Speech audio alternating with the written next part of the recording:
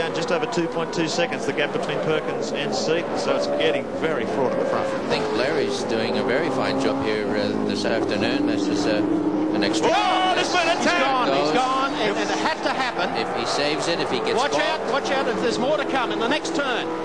Watch Johnson. Up the inside, He's Brock's on the outside. That's exactly what I've said. See, this has been on. Yes. Well, that's Dick definitely throwing his tail out there at Brocky. And well, it only had to happen. The pressure, lap after lap after lap. Longhurst getting tapped out. Just a little bit of contact there at a very fast part of the course, and Brow was out of it. To his blue replay. Look at this. Longhurst just tries to sneak up on the inside. Pow!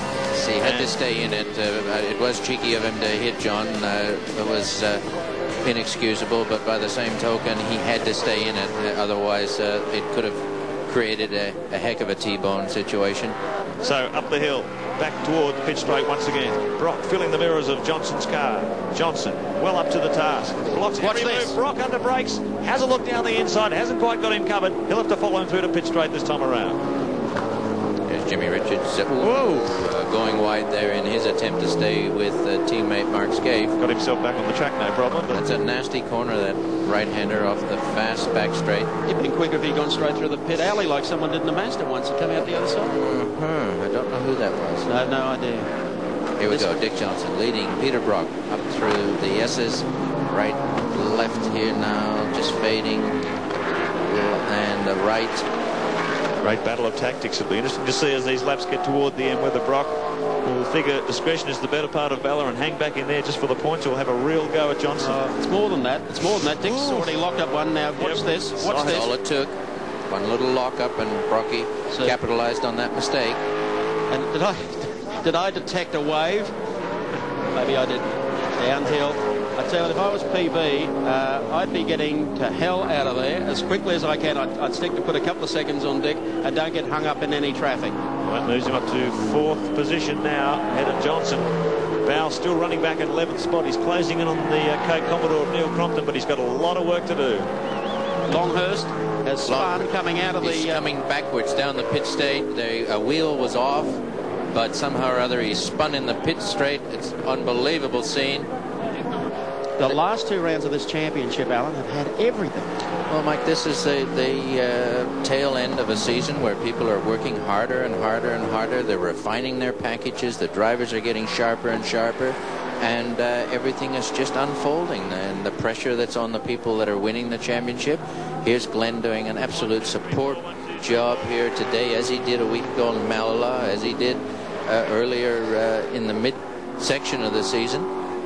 Well, he's certainly putting it all together. Perkins not that far behind him. Let's get out of the pits and Marco Slow. Well, drama upon drama at Wanneroo Raceway this afternoon. Tony Longhurst coming into the pits backwards. What happened up there? Oh, mate, can you believe they gave me a black flag for touching Bow? Like, you know, tried 10 laps to pass him. I dived down the inside. He came across. I backed off. He had a spin. Then I get a black flag for a stop-go penalty. As I came in, naturally as fast as I could, the back of the car hit the tyre and just spun me around. I just hope I haven't hit anyone or hurt anyone. Was John Bow holding you up there? It looked like it was. My lap times dropped a second a lap as soon as I got through. But, you know, how ridiculous. You know, you're all cranked up, trying your absolute best. The Castrol Ford was up to 3rd or 4th. I just can't believe it. I just hope I haven't hurt anyone. You think the stop-go penalty was uncalled for? Oh, certainly. No question about it. Absolutely ridiculous. I can't believe that I was black flagged. Perkins in the Castrol Oils race cam, David Scanlon, all the boys. They'd be delighted, as I said earlier, with the form of not only Larry, but Tony finds a way to get on television, doesn't he? John Bow is still coming back through the pack. He's back in 9th position in car number 18. No damage there. He just got around sideways. Whether he was holding the pack up or whether Tony remembered past deeds of other circuits. I'm inclined to think that Tony thought he could pass him and was being worked over fairly heavily. But John would probably have a different view of that. He heads on up the hill as we go down. Larry Perkins running 2nd. David Scanlon, the boys will be proud of you, mate. I think he's concentrating a bit there. He's missed our link from the helicopter. No, I got you there. You got us, Larry? Yeah, Sorry, mate, just take your own time. I was just saying that David Scannell and the boys, you and Tony, are giving them a result in Western Australia. Well, it's about time too. We've been a bit behind here. I'm not really making much headway on old Seaton up here either. Well, the car feel good? Yeah. Well, I'll tell you got it down to 1.5 seconds now, Larry, so you're chipping away at him. Yeah. Just got to keep it smooth on these exits and not try to spin the wheels too much. You got a lot of them behind you, mate. Just stay where you are. Yeah, no, that's right. All right, we'll let you go. Concentrate. Thanks, mate. Yes. He doesn't like talking. He really And doesn't. isn't he working hard, huffing and puffing, very hot inside these race cars, and Larry's giving it everything to try and close the gap on Glenn Seaton. These fellas do drive extremely hard because of the nature of the sport. We don't tend to see how hard they are working and the effort they put in it. Believe me, excruciating on times. See what Johnson, Dickie's been able to hold Mark Scaife. Mark Scaife got up to the back of Johnson's car, and I don't know with the Winfield Commodore team, you know, they just seem to be a vastly different team to last year or the year before. Gee, I don't know if it's lack of financing or what it is, but Lack of turbocharging.